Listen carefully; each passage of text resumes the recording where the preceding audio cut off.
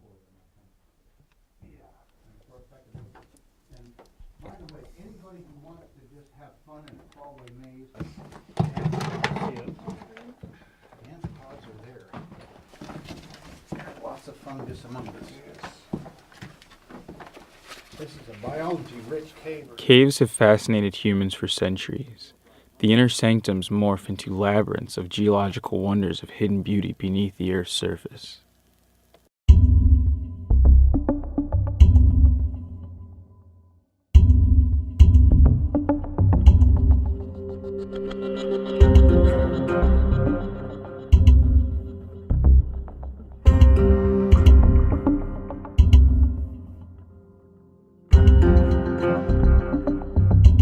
You're going to see, as we go further, there's a belly crawl section that we kind of descend, probably a total of 5 to 7 feet or something, but we'll find ourselves in the Pearson Formation. This is the lower Burlington.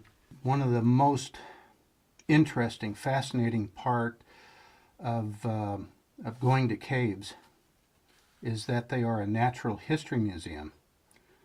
They not only record the geology, the hydrology of the past, but they also record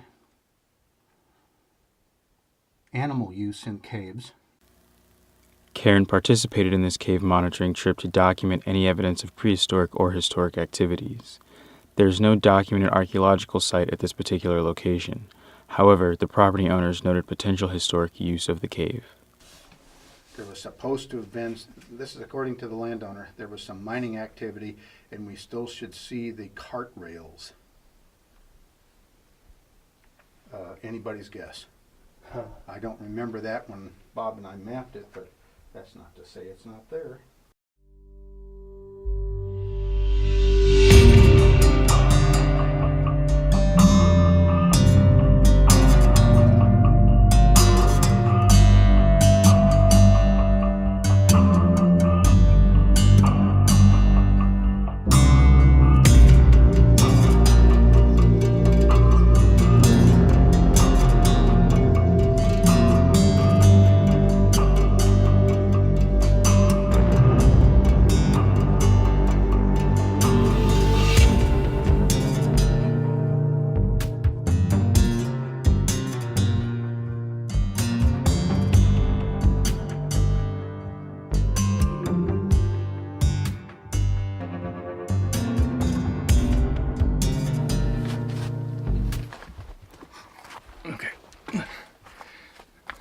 Typically when we come into these caves, we check them out because, in this particular cave, we're looking for cultural.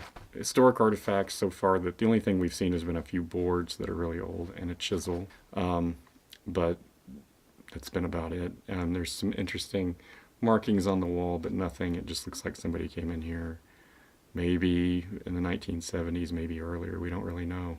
It's the only date we've seen so far. But the cave is unique just because of the bear activity.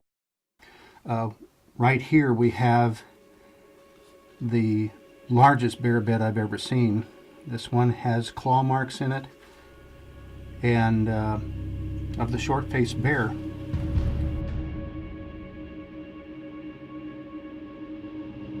And there are at least 2 of these. There's another one in the south part of the cave.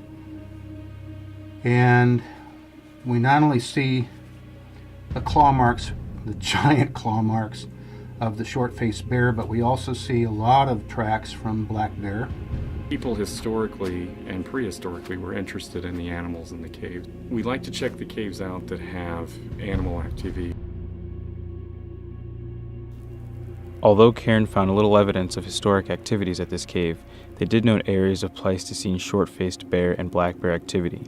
Animal activity, including bears, would have been observed and reflected in prehistoric life, art, and ceremony. This is evident when artifacts are found bearing animal motifs or in association with various animals. CAIRN spoke with Missouri archaeologist and author James Duncan regarding this particular topic in caves. Here we get into something interesting. Bears usually go to the beneath world to hibernate. In other words, they go into caves, which are portals, openings into the beneath world. And we find evidence of that all over, in karsted areas in Missouri. And young men would hunt them by going into the caves with knives, short thrusting spears, and killing the bears. Well, there's an added advantage to this. Number one, hopefully you catch the bear when it's still sleepy. Not always the case. And secondly, when bears go into hibernation, they're usually at their peak of fatness and the quality of the fur of their coats. So this was, one of the advantages of hunting hibernating bears. But on the other hand, being confined in a very small area with a mad bear might just be one of the worst things you could possibly do. And it certainly would be a testimony of a person's bravery. I don't know if there are many people living today that want to do that with something as simple as a stone knife, to go in and take a hibernating bear.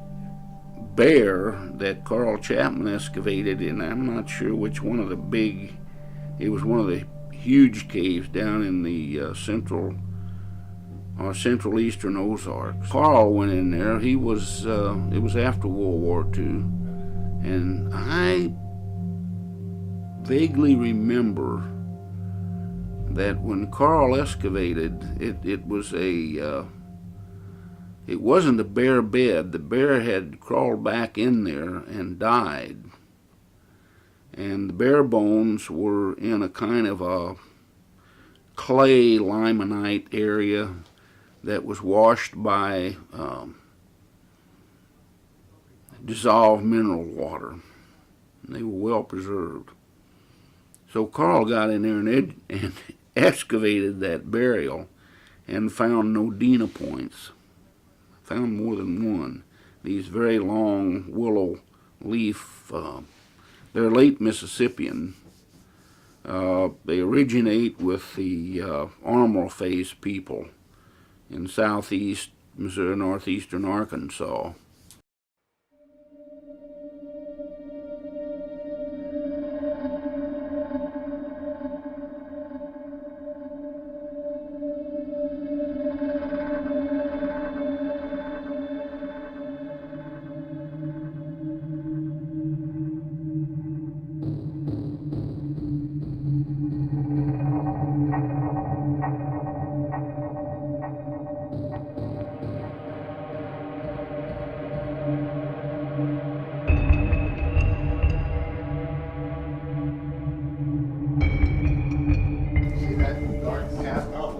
That's the back of the raccoons that raced up there for hundreds, if not thousands of years. Oh, wow.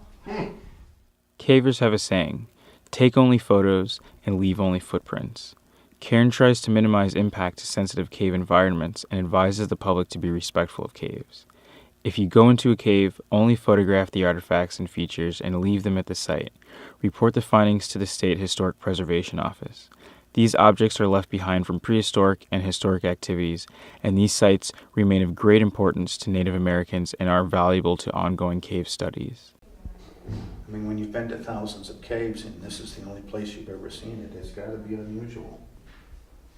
Or I just haven't been visiting the right caves, one of the two.